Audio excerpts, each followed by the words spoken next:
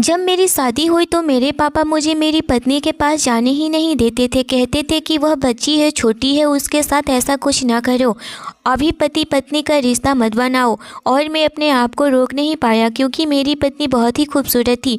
मैं एक रात ज़बरदस्ती उसके साथ वह सब किया, लेकिन फिर मेरी शादी मेरे पापा की मर्ज़ी से हुई थी। और आज की रात को लेकर के मैं न जाने कितने सपने अपनी आंखों में सजा रखे थे। मेरा दिल कितना बेचैन था अपनी पत्नी की संगत के लिए, और मेरे पापा ने मेरे सारे अरमान तोड़ दिए थे। मेरे चेहरे पर चिंता की लकीरें देखकर मेरे पापा मुझे समझाने लगे थे। कहने लगे कि सुंदर, चिंता मत करो, बस कुछ ही समय की बात है। जब वह पूरी तरह से रिश्ते को समझने लगेगी और बड़ी हो जाएगी तो तुम अपनी शादीशुदा रिश्ते की शुरुआत करना। जब वह जवान हो जाए तो तुम उसे अपना लेना। तब कोई मुझे भी दिक्कत नहीं होगी और बहू को भी कोई दिक्कत नहीं होगी। लेकिन अभी उसके साथ कोई भी कुछ रिश्ता मत बनाना। कहीं कुछ ऊंच नीच हो गई तो दुनिया या फिर जमाने को क्या मुंह दिखाएंगे। मुझे अपने पापा की बात पर हैरत होती थी। वह अपने जवान बेटे की शादी करके कैसे बातें कर रहे थे। मैं एक जवान मर्द था, मेरे भी कुछ जज्बात थे। मैं कैसे खुद को कंट्रोल कर सकता था। मैं नाराज़गी से अपने पापा को देखा था कि अगर मेरी पत्नी अभी जवान नहीं हुई है और ना ही उसके पास दिमाग है और जिस्मानी तौर पर इस रिश्ते के लिए तैयार थी, तो ऐसी लड़की को मेरी ज़िंदगी में शामिल ही क्यों किया गया था। दुनिया में लड़कियां ख़त्म हो गई थी क्या। मुझे गुस्सा आया था। मेरा शादी का उम्र था, मैं जवान मर्द था, कोई ना समझ बच्चा नहीं था कि अपनी पत्नी के बड़े होने का इंतज़ार करता। मैं भी हर चीज़ समझ सकता था, वह बड़ी है या छोटी है या फिर, और मैं उसे समय भी देता। मेरी बात पर मेरे पापा नज़रें चुराते हुए बोले, मेरी मजबूरी थी, शादी जल्दबाजी में करना पड़ा। लड़की बहुत प्यारी और मासूम है मगर अनाथ है। उसके चाचा जल्द से जल्द उसे जान छुड़ाना चाहते थे। उसके लिए एक शादीशुदा बुढ़े का रिश्ता देख रहे थे। मेरे दोस्त की बेटी है और मैं उसे यूं बेसहारा नहीं छोड़ सकता था। अगर मैं उसकी शादी तुम्हारे साथ न करता तो उसके चाचा पता नहीं किसी और के यहाँ पर बैठा देते या फिर उसकी ज़िंदगी नरक बन जाती। वह जी नहीं पाती, मर जाती, उसकी ज़िंदगी जहन्नम बन जाती। तो इसीलिए उसकी ज़िंदगी ख़राब होने से बचाने के लिए मैंने उसकी शादी जल्दी से तुम्हारे साथ करवा दी। और अगर मैं उसको बिना शादी किए हुए इस घर में रखता तो दुनिया समाज मुझ पर उंगली उठाती। यह सच जानकर मैं खामोश हो गया था। मेरे पापा प्यार से बोले कि मैं उम्मीद करता हूँ कि तुम मेरी बात का मान रखोगे। अपनी पत्नी को अभी कुछ मत कहना, उससे दूरी बनाकर ही रखना। लड़की इस समय बहुत डरी हुई है। पापा की ऐसी बातों पर मुझे गुस्सा तो आया था, लेकिन मैं बर्दाश्त कर गया था। मुझे लगने लगा कि मैं कोई छोटी सी बच्ची को शादी करके लाया हूँ। मगर जब कमरे में जाकर अपनी पत्नी सिमरन को देखा तो हैरान रह गया था। वह कम उम्र जरूर थी मगर जवान थी। उसकी खूबसूरती और नाजुक बॉडी भी मुझे अपनी तरफ खींच रही थी। वह बेहद खूबसूरत लड़की थी। उसे देखकर मेरा दिल बेईमान हो उठा था। कम उम्र होने के बावजूद उसकी सेहत दिखने लायक थी, इसीलिए वह अच्छी भली मेरे साथ जच भी रही थी। लेकिन पता नहीं पापा किस आँख से देखे थे कि वह उन्हें बच्ची लग रही थी। लेकिन अपने पापा की नसीहत पर मुश्किल से कंट्रोल किया था, वरना सिमरन का हुस्न तो मुझे दीवाना ही कर रहा था। मैं उसके पास बैठ गया। यह सच भी था कि वह इस समय काफ़ी डरी हुई लग रही थी। मैंने कहा, परेशान मत हो, मैं तुम्हें कोई भी नुकसान नहीं पहुंचाऊंगा। जब तुम्हारी मर्जी होगी तभी मैं तुम्हें टच करूंगा, वरना मैं तुमसे दूरी बनाकर ही रहूंगा। और मुझसे तुम्हें डरने की ज़रूरत भी नहीं है। मैंने उसका हाथ थाम लिया जो कि इस वक्त एकदम से ठंडा हो रखा था। हाथों में उसके कपकपाहट भी थी। मुझे महसूस हो रहा था उसकी शरबती आंखों में आंसू जगमगा रहे थे। नागिन सी लहराती कमर तक बाल, दिखने में एकदम सफ़ेद रंगत। उसकी गुलाबी होठ डर की वजह से सूखे थे और फेस भी ज़्यादा सफ़ेद हो चुके थे। मैंने उसे तसल्ली दी। मैंने कहा, सिमरन, तुम्हें इतना घबराने की ज़रूरत नहीं है। मैं तुम्हारे साथ कोई भी ज़बरदस्ती नहीं करूँगा। मुझे हैरत भी हो रही थी, वह मुझे देख करके इतना डर क्यों रही थी। उसकी आंखों में डर समाया हुआ था। हालांकि मैं कोई जालिम टाइप का इंसान बिल्कुल नहीं था। उसके माँ बाप मर चुके थे जब वह 10 साल की थी। तभी उसकी परवरिश उसके चाचा चाची ही किए थे। वह बहुत ज़्यादा ही खूबसूरत थी। अगर वह खूबसूरत थी तो हैंडसम तो मैं भी था। 26 साल का हट्टा कट्टा जवान था, गोरा रंगत, इतना हैंडसम कि लड़कियां मुझ पर फिदा थी। लेकिन मैं किसी भी लड़कियों को भाव नहीं दिया करता था, क्योंकि मैं जानता था कि मेरी शादी तो मेरे पापा की मर्ज़ी से ही होनी है, क्योंकि मैं उनका दिल नहीं तोड़ना चाहता था, क्योंकि मैं अपने पापा को बहुत ज़्यादा ही मान सम्मान और प्यार दिया करता था, क्योंकि उन्होंने मुझे काबिल इंसान बनाया था। उन्हीं की वजह से तो मैं आज इस दुनिया में बड़ा बिजनेसमैन के तौर पर मुझे सब जानते थे। फिर भला उनको क्या वजह थी कि मेरी शादी की? अभी जल्दी में ही पापा ने अपनी कंपनी में मुझे संभालने को भी दे दिए थे, और मेरे पापा ने अचानक ही मेरी शादी भी करवा दी थी। मैं तो इस अचानक से शादी पर बौखला गया था। मेरी एक बहन थी जो कि पढ़ाई करने के लिए दूसरे शहर में रहा करती थी। मैं हैरान था, मेरे पापा ने उसका भी इंतज़ार नहीं किया था। इन दिनों उसके पेपर सर पर थे। जब यहाँ पर मेरी शादी की तैयारी चल रही थी तो मेरी बहन को फ़ोन करके माफ़ी भी मांगी थी, तो वह सुकून से बोली, कोई बात नहीं है भाई, मैं सब जानती हूँ कि मेरी मजबूरी थी, इसीलिए मैं नहीं आ सकी थी। आप अपनी शादी को एंजॉय करिए, पूरा महीना मेरा बहुत बिजी गुजरेगा। आप शादी करके अपनी ज़िंदगी को एंजॉय करें, मेरा इंतज़ार करने का कोई फ़ायदा नहीं है। मुझे अपनी बहन का गीला न करना बहुत बुरी तरह से चुभ रहा था। हम भाई बहन एक दूसरे के बहुत ही करीब नहीं थे, मगर मैं अपनी बहनों से बहुत प्यार करता था।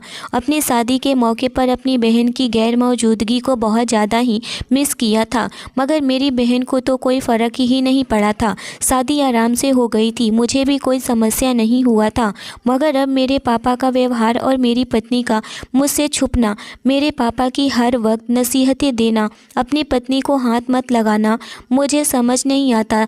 मेरे पापा मुझे मेरी पत्नी की सब जिम्मेदारियां पूरे करने की सलाह देते थे, मगर साथ ही मुझे यह भी कह देते थे कि उसके करीब मत जाना, छोटी है, बच्ची है, ना समझ है, वगैरह वगैरह। यह भी सच्चाई थी कि मेरी पत्नी छोटी बच्ची नहीं थी, ना समझ लड़की नहीं थी, अच्छी भली जवान लड़की थी। वह बन ठन कर तैयार होती तो मेरे ही साथ मेरे ही कमरे में रहती थी, अपने मायके भी मिलने जाया करती थी, अपने दोस्तों के घर भी जाती थी, मगर बस मुझे मेरा हक नहीं दिया था। बस मैं अपनी पत्नी की तरफ नज़र भर करके देख लेता। मेरे दिमाग में हर वक्त मेरे पापा की नसीहतें घूमने लगी थी। कुछ ही समय में मैं चिड़चिड़ा होने लगा था। जाहिर सी बात है कि मैं भी जवान मर्द था और मेरे अंदर भी जज्बात थे जो कि मुझे बेचैन कर देते थे। मेरी पत्नी ने मेरे ही बेड पर एक साइड पर लेटी थी। रात रात भर मुझे नींद नहीं आती थी। जी चाहता कि सब कुछ भूल करके मैं सिमरन को अपनी बाहों में पकड़ लूं, लेकिन फिर मैं अपने पापा की बात को टाल भी नहीं सकता था। अगर उन्हें पता चला तो मेरी इज्जत उनकी नज़रों में क्या रह जाती, यही सोचकर मैं खुद को रोक लेता। यह कैसी शादी थी जिसमें अपनी पत्नी से दूर ही बनाकर रहना पड़ता था। ऑफिस में भी मेरा मन नहीं लगता था, बस ज़िंदगी में सुकून चाहता था। मैं चाहता था कि जब मैं थका हारा घर जाऊं तो मेरी पत्नी मुस्कुराकर मेरा स्वागत करे। जब रात को थक हार कर सोने के लिए लेटता तो उसकी बाहों में सारी थकान भूल जाऊं।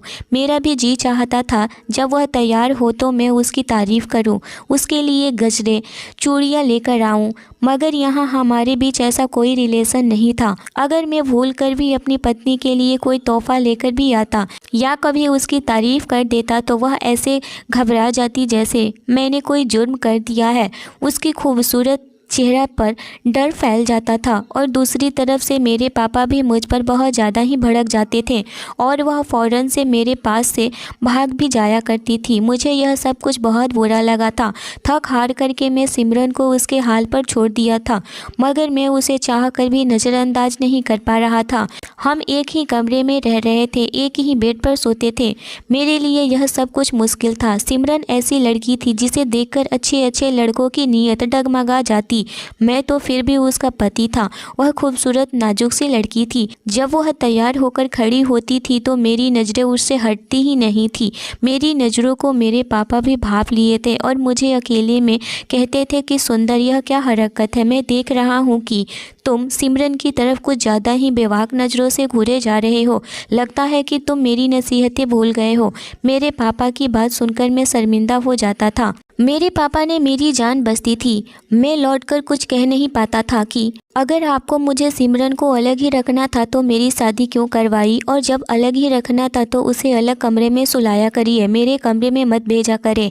मुझे अपने आप पर काबू पाना मुश्किल हो जाता था। मेरे पापा भी अजीब हरकतें करते थे, ना मैं उसे देख सकता था और ना ही मैं उसे छू सकता था। जब मैं ऑफिस से थका हारा आता था तो वह किचन में लगी होती थी, और जब खाना खाकर मैं कमरे में चला जाता था तो उसकी एक झलक देखने के लिए मैं घंटों उसका इंतज़ार करता था, लेकिन वह कमरे में आती ही नहीं थी। उसका इंतज़ार करते करते कब सो जाता मुझे भी नहीं पता चलता, और वह कब चुपचाप से आकर बेड पर कोने में लेट जाती वह भी मुझे पता नहीं चलता था।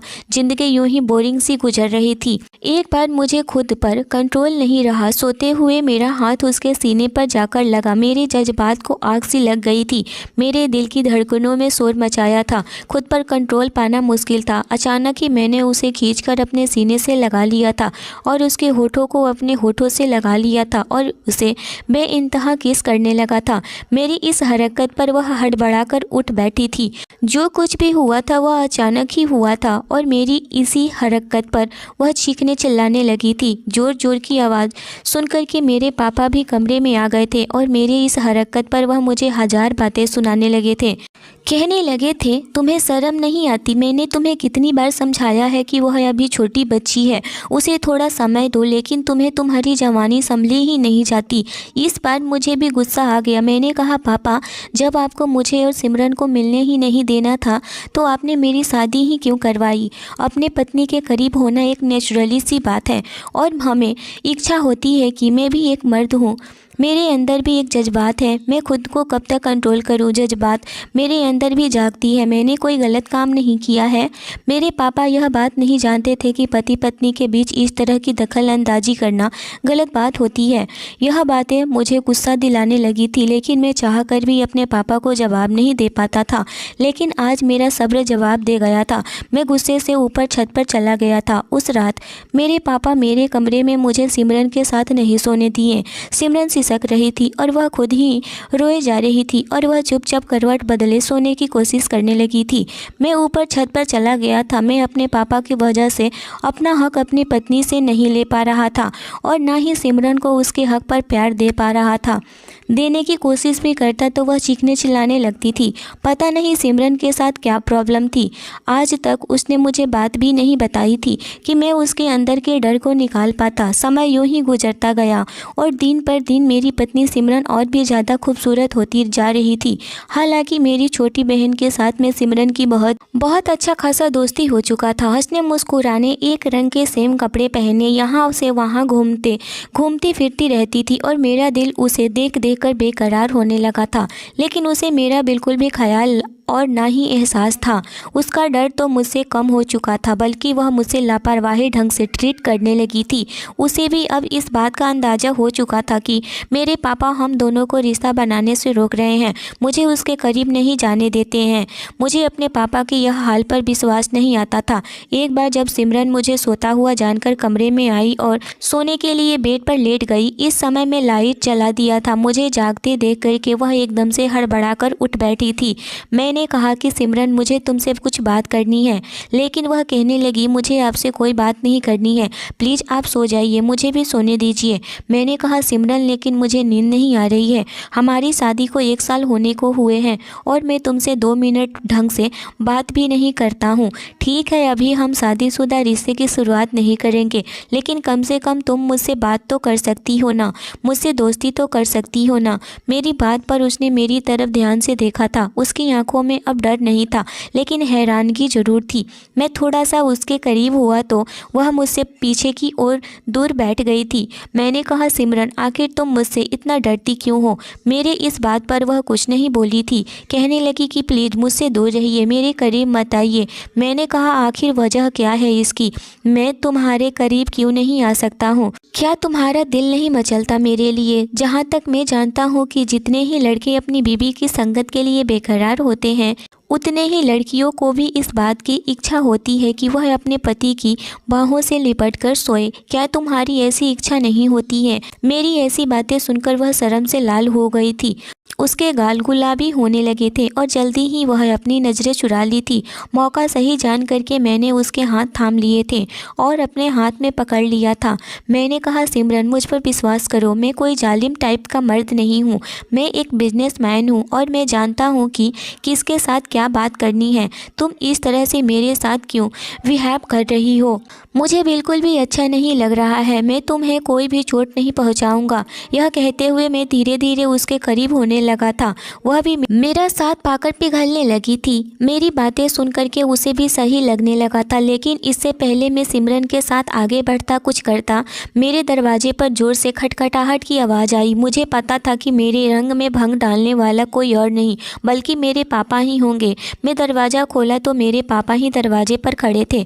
उनके चेहरे पर गुस्सा सा हुआ था। कहने लगे कि तुम्हारे कमरे की लाइट अब तक क्यों जल रही है? तुम अब तक सोए नहीं हो और तुम्हारे कमरों से बातें करने की आवाज़ें भी आ रही थी, इसीलिए मैंने तुम्हारे कमरे का दरवाज़ा खटखटाया था। फिर उसके बाद वह सिमरन से बोले, सिमरन बेटा, तुम भी अभी तक जाग रही हो और तुम दोनों आपस में क्या बातें कर रहे हो? मैंने कहा, पिताजी, मैं आपकी नसीहतें भूला नहीं हूँ, लेकिन आपको इस तरह रात के समय मेरे कमरे में नहीं आना चाहिए था। लेकिन मेरे पापा ने गुस्से से मुझे झटक दिया। कहने लगे कि चुपचाप रहो। फिर गुस्से से वह सिमरन के पास गए और कहने लगे कि चुपचाप से अपना तकिया उठाओ और सोफे पर जाकर सो जाओ और मेरी नसीहत को दोनों याद रखना कि एक दूसरे के करीब भी मत आना। अगर ऐसा कुछ मैंने सुना तो मुझसे बुरा कोई नहीं होगा। यह कह कर के वह कमरे से जा चुके थे और सिमरन अपना तकिया लेकर के सोफे पर लेट गई। मैं दिल मसोट कर रह गया था और वहीं पेट पर लेट गया था। आखिर मेरे पापा को मुझसे दिक्कत क्या थी, मुझे समझ नहीं आ रहा था। वह तो मेरे पापा ने मुझे सिमरन के साथ कहीं बाहर जाने पर भी पाबंदियां लगा दिए थे। कहने लगे कि सिमरन इतनी छोटी है और तुम पूरे भरपूर जवान मर्द हो, वह तुम्हारे साथ बिल्कुल भी अच्छी नहीं लगती। लोग बातें बनाएंगे कि इतनी छोटी बच्ची के साथ अपने इतने जवान हट्टे कट्टे बेटे की शादी कर दी है। मैं नहीं चाहता कि लोग मुझे बातें सुनाएं और बातें बनाएं, इसीलिए तुम सिमरन को लेकर कहीं बाहर मत जाया करो। मैं पापा की यह बात सुनकर के सिमरन भी पापा की हाँ में हाँ मिलाने लगी थी। वह भी जिद पर रह जाती थी और मेरे साथ कहीं नहीं जाती थी। अब तो मेरे दोस्त भी मेरा मजाक उड़ाने लगे थे कि तुम अपनी पत्नी के इशारे पर नाचने लगे हो।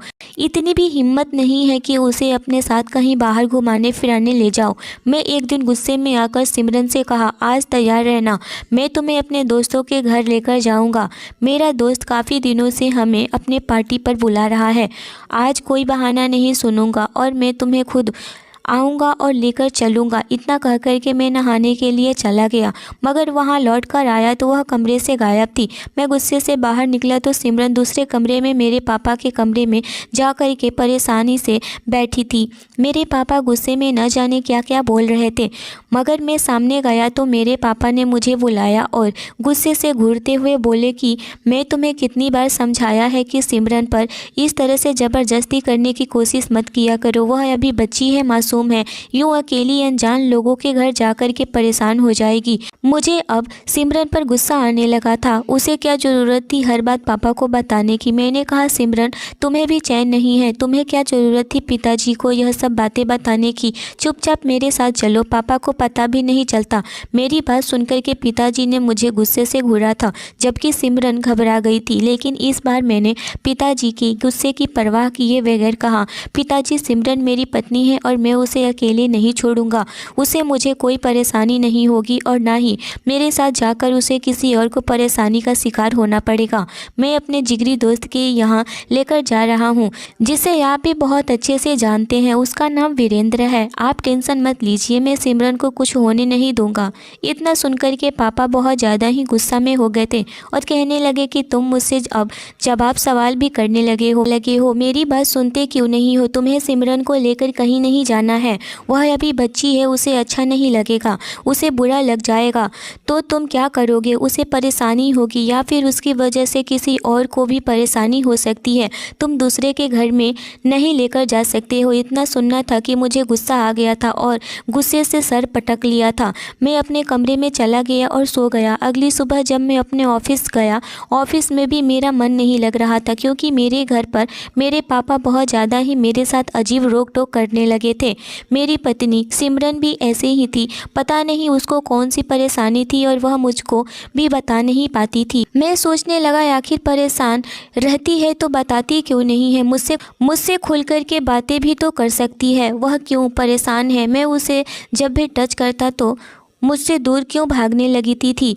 कुछ तो दिक्कत ज़रूर है, मुझे पता लगाना होगा। यह सोच करके मैं ऑफिस का काम निपटाया और अपने घर के लिए निकल पड़ा। जब मैं शाम को अपने घर आया तो देखा कि सिमरन घर पर ही नहीं है और ना ही पापा है। मैं अपनी छोटी बहन से पूछा कि कविता, तुम्हारी भाभी और पिताजी कहाँ हैं? तो कविता कहने लगी, पापा अभी भाभी को लेकर के उनके मायके गए हुए हैं। भाभी के चाचा जी की तबीयत खराब है। इतना सुनना था कि मैं कहने लगा, मैं भी जा रहा हूँ, अपना ख्याल रखना। और मैं बगल की आंटी को बोल देता हूँ, वह रात को आकर सो जाएंगी। इतना कह कर के मैं भी घर से बाहर निकल गया।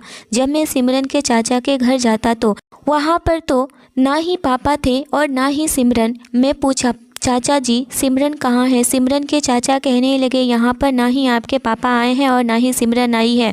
आखिर ऐसा क्या बात हो गया है जो इस तरह से आपके पापा सिमरन को लेकर निकल पड़े हैं? यह जान करके मैं तो पूरी तरह से हैरान हो चुका था। और तो और चाचा जी की तबीयत भी ठीक था। मैं तो सोच में पड़ गया था कि आखिर पापा मेरे साथ करना क्या चाहते हैं।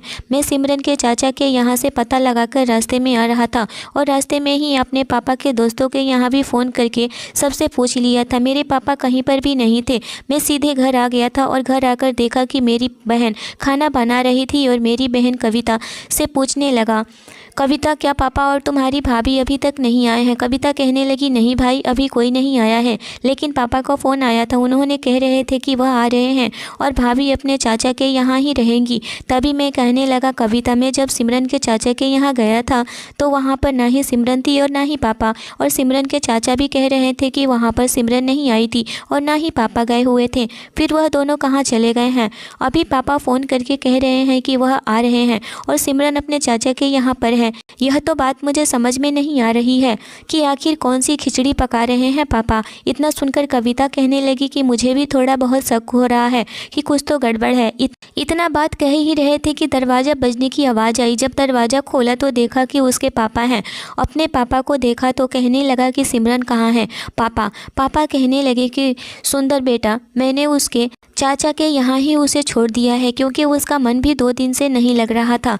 कई बार वह हमसे कह रही थी कि थोड़ा अपने मायके घूम आएगी, इसीलिए मैं उसे बाज़ार लेकर गया था और उसके चाचा के यहाँ उसे छोड़ाया था। 2 दिनों में ही आ जाएगी, मन थोड़ा हल्का हो जाएगा उसका भी। यह सुनकर के मैं कहने लगा, मैं तो सिमरन के चाचा के यहाँ गया हुआ था, लेकिन मैं तो वहाँ पर गया हुआ था, ना आप थे और ना ही सिमरन। इतना सुनकर के मेरे पापा कहने लगे कि शायद हो सकता है कि हमें बाज़ार में ही देर हो गई होगी और हम तुम्हारे आ जाने के बाद गए हों। यह सुनकर के मैं सोचा कि शायद यह भी हो सकता है और मैं अपने कमरे में आकर के सो गया। लेकिन मुझे नींद नहीं आ रही थी। मुझे कुछ अच्छा नहीं लग रहा था, कुछ अजीब सा लग रहा था, जैसे कि कुछ गलत होने वाला है या फिर गलत हो रहा है। रात के 12 बज रहे थे। मैं अपने कमरे से बाहर निकला और जब मैं किचन में पानी पीने के लिए जा रहा था तो तभी मुझे फ़ोन पर किसी के बात करने की आवाज़ सुनाई दिया था और मेरे पापा किसी से बात कर रहे थे कि हमारी डील पक्की हो गई है, मैंने अपना काम कर दिया है और तुम्हारी बारी है, तुम वह पैसे मेरे अकाउंट में भेज दो वरना मैं आगे से तुम्हारा कोई भी कहना नहीं मानूंगा। इतना कह कर के फ़ोन बंद हो जाता है और मेरे पापा की आवाज़ भी बंद हो जाती है। शायद उनको मेरे होने का एहसास हो गया था। यह सुनकर के मैं पूरी तरह से हैरत में पड़ गया था कि आखिर मेरे पापा कौन से डील की बात कर रहे हैं और कैसे पैसे की बात कर रहे हैं, उनके अकाउंट में कौन पैसे डालने वाला है। इतना सुनकर के मैं पूरी तरह से चकरा गया था। मेरा दिमाग बिल्कुल भी काम नहीं कर रहा था। तभी मैं किचन से पानी लेकर आता तो अपने पापा के कमरे कमरे से फिर से फ़ोन पर बात करने की आवाज़ सुना। वह कह रहे थे कि मैं उस लड़की को तुम्हारे हवाले कर दिया है, अब तुम्हारा जो काम था उसे करवा लो। मैंने अपनी तरफ से तुम्हारा माल पूरा फ्रेश रखा था, मैंने उसे हाथ तक लगाने नहीं दिया था अपने बेटे को। इतना सुनकर के मुझे समझते देर न लगी और मैं तुरंत ही अपने पापा के रूम का दरवाज़ा खोल दिया और मेरे पापा मुझे देखकर पूरी तरह से हैरान हो चुके थे। इस वक्त मैं उनके कमरे में कैसे चला गया और वह किससे बातें कर रहे थे, कहीं उसकी सारी बातें सुन तो नहीं लिया मैं। इतना जान करके वह फ़ौरन से फ़ोन को रख देते हैं और मैं अपने पापा से पूछने लगा, आप किससे बातें कर रहे थे, किस लड़की की बातें कर रहे थे, कौन सी लड़की, क्या सिमरन की बातें कर रहे थे, सिमरन कहाँ है। इतना सुनना था कि मेरे पापा कहने लगे, बेटा समझने की कोशिश करो, मैं सिमरन की बातें नहीं कर रहा हूँ, मैं तो ऑफिस में माल की बात कर रहा हूँ। इतना सुनकर मैं बोला कि कोई यकीन नहीं हो रहा है। मैं फ़ौरन से कहने लगा कि आप अपना फ़ोन दीजिए, मैं तुरंत पता लगा लूँगा कि आप ऑफिस के माल की बात कर रहे थे या फिर मेरी सिमरन की बात कर रहे थे। आप जो भी कर रहे हो आप मुझे दिखाइए, अगर आप सही हो तो फिर मैं यहाँ से चला जाऊँगा, वरना। इतना सुनना था कि पापा पूरी तरह से डर गए थे और वह वहाँ सब कुछ बताते हैं। एक्चुअली पापा एक गैंग से मिले हुए थे, बिजनेस की आड़ में वह अंदर ही अंदर अंडरवर्ल्ड के गैंग के साथ मिल गए थे और वह लड़कियों की हेरा फेरी करते थे। वह नई नई लड़कियों को ढूंढ कर लाना उनका काम था और उन लड़कियों को अपने से ऊपर के आदमियों को सप्लाई कर देते थे। उन लड़कियों को विदेश में भेज दिया जाया करता था और वहाँ पर शेखों और विदेशों का मन बहलाया करती थी। इतना सुनना था कि मैं पूरी तरह से अपना माथा पीट लिया था, मेरे पैरों तले से ज़मीन निकल गई थी। यही कारण था कि पापा ने मेरे को सिमरन के साथ पति पत्नी का रिश्ता कायम नहीं करने दिए थे और मुझ पर रोक लगाते थे कि वह अभी छोटी बच्ची है, वह मासूम है, उसके साथ अभी कुछ मत करना, वह बहुत छोटी बच्ची है, वह नासमझ है। और इसीलिए तो वह इतनी जल्दी उसकी शादी अपने बेटे से करा दिए थे ताकि वह कहीं और न जाए। उसके चाचा तो कहीं और शादी करने के लिए तैयार थे। अगर उसके चाचा कहीं और सिमरन की शादी कर देते तो मेरे पापा को सिमरन नहीं मिलती और सिमरन बहुत ही खूबसूरत लड़की थी और उनके काम की सामान थी। इसीलिए पापा उस लड़की को मेरे साथ शादी कर दिए थे और उसे अभी तक मुझे छूने भी नहीं दिए थे ताकि मैं उसे जूठा ना कर सकूं। जूठा हो जाती किसी की तो जूठन के पैसे बहुत कम मिल रहे थे। उन लोगों को फ्रेश लड़कियां चाहिए थी, किसी और के साथ रात बिताई लड़कियां उन्हें कम दाम में लिए जाते थे। इसीलिए पापा सिमरन को अभी तक मेरे हवाले नहीं किए थे और ना ही मुझे छूने दिए थे और इसी का बहाना बनाकर कहते थे कि वह कम उम्र की है, बच्ची है, छोटी है, अभी तो उसके साथ पति पत्नी वाला रिश्ता कायम नहीं करना। मैं इस वक्त फ़ोन करके पुलिस को इन्फॉर्म कर दिया था और पुलिस आकर के पापा को लेकर चली जाती है। उधर पुलिस भी अंडरवर्ल्ड के गैंग को पकड़ने के लिए फ़ौरन से चारों तरफ से पुलिस का पहरा दिलवाने लगी थी। पुलिस सुबह होते होते चारों तरफ फैल गई और उस अंडरवर्ल्ड के आदमियों को पता चल गया था, क्योंकि पापा भी उन सारे अंडरवर्ल्ड के आदमियों के एड्रेस बता चुके थे कि सिमरन को कहाँ छोड़कर आए थे और पुलिस की मदद से सिमरन एक दिन के अंदर ही मिल गई थी। सिमरन मुझे मिल गई थी और मैं सिमरन को घर लेकर आ गया था, लेकिन सिमरन अभी भी मुझसे डर रही थी। वह बहुत ज़्यादा ही रो रही थी। वह कविता से कहने लगी, मुझे बहुत डर लग रहा है, मुझे तुम्हारे पास ही सोना है। लेकिन मैं कविता से कहा, तुम अपने कमरे में सो जाओ, मैं सिमरन को संभाल लूँगा। उसे देखभाल की बहुत ज़्यादा ज़रूरत थी। उसकी हालत भी सही नहीं थी क्योंकि वो लोग सिमरन के साथ कुछ किए तो नहीं थे पर अब कर सकते थे। बहुत डराया था उसे उन लोगों ने। तुमसे नहीं संभली जाएगी, तुम्हें सुबह कॉलेज भी जाना है, तुम जाकर के रेस्ट करो, मैं सिमरन को संभाल लूँगा। मैं सिमरन का हाथ पकड़ के अपने कमरे में लेकर आया और कहा कि तुम्हें डरने की कोई ज़रूरत नहीं है सिमरन, मैं तुम्हारा पति हूँ, मैं उन राक्षसों जैसा नहीं हूँ। देखा, तुमने मेरे पापा की बात मान ली है और अब मेरी भी बात मान लो। मैं तुम्हारे साथ कोई भी ज़बरदस्ती नहीं करूँगा। तुम्हें वहाँ पर कुछ हुआ तो नहीं ना? सिमरन अपना सर ना में हिलाई और वह कहने लगी, अगर आप और भी ज़्यादा लेट कर देते तो शायद मुझे यहाँ से विदेश में भेज दिया जाता मुझे और मैं कभी भी आपको मिल नहीं पाती। इतना सुनना था कि मैं अंदर से हिल गया था। मैं तो सोच भी नहीं सकता था कि सिमरन से मैं दूर जाऊँ और मैं कहने लगा, तुम जाकर फ्रेश हो जाओ, मैं खाना लेकर आता हूँ। इतना कह करके मैं किचन में चला गया और वह वॉशरूम में चली गई। मैं खाना लेकर आकर बैठ गया, उसका इंतज़ार कर रहा था। वह वॉशरूम से आई और हम दोनों ने साथ में मिलकर खाना खाया और फिर हम दोनों बेड पर लेट गए। अभी भी सिमरन मुझसे दूर थी। मैं कुछ समझ नहीं पा रहा था कि मैं क्या करूं। वह तो बिल्कुल डरी सहमी थी, लेकिन फिर भी मैं उसके करीब गया और कहने लगा, तुम शांत हो जाओ, मैं तुम्हें कुछ नहीं करूँगा। मैं बस तुम्हारे साथ तुम्हें अपना बनाकर सोना चाहता हूँ। मैं इतने दिनों से तो मैं तुम्हारा इंतज़ार कर रहा था, लेकिन तुम हो कि मुझसे दूर दूर खफा खफा रहती थी। मेरे पापा तुमसे दूर इसलिए रखते थे, तुम उनकी कस्टमर थी। वह तुम्हें उस आदमी के पास भेजना चाहते थे जहाँ पर तुम गई थी। उन्हीं लोगों के लिए तुम्हें मुझसे दूर रखा था। उन्होंने इतना सुनकर के सिमरन पूरी तरह से हैरान हो गई थी। मैंने कहा कि मैं तुम्हारा पति हूँ सिमरन, तुम मेरी पत्नी हो, तुम्हें मुझसे डरने की ज़रूरत नहीं है। लेकिन वह मुझे खुद से ज़बरदस्ती दूर कर रही थी। लेकिन आज मैं सिमरन की एक नहीं सुनी। मैंने उसके बल खाते हुए बदन को अपनी बाहों में भर लिया था और उसे विश्वास दिलाया था कि तुम मेरी पत्नी हो और मैं तुम्हें कोई भी नुकसान नहीं पहुँचाऊँगा। धीरे धीरे मैं उसे अपने प्यार का एहसास दिला रहा था। वह भी मेरी बाहों में अपने आप को सुकून महसूस करवा रही थी, लेकिन वह खुद को मुझसे दूर जाने की कोशिश भी कर रही थी। और धीरे धीरे हमारे बीच वह सब हुआ जो एक पति पत्नी के बीच में होता है। मैंने उसे अपनी बाहों में रात भर पकड़े रखा था। आज मुझे महसूस हो रहा था कि मेरी सिमरन मेरे साथ है और मैं इस बात के लिए कितने दिनों से तड़प रहा था। सिमरन भी मेरा साथ दे रही थी। उसे विश्वास हुआ था कि मैं उसके साथ बुरा कभी नहीं करूँगा। वह भी मेरे करीब आकर अपने आप को पूरी तरह से मेरे हवाले कर चुकी थी। मैं उसे अपने आगोश में लिए हुए बस उस पर अपना प्यार बरसाए जा रहा था। मैं उसके ऊपर बादलों की तरह रात भर रहा और वह नीचे आराम से सोई रही।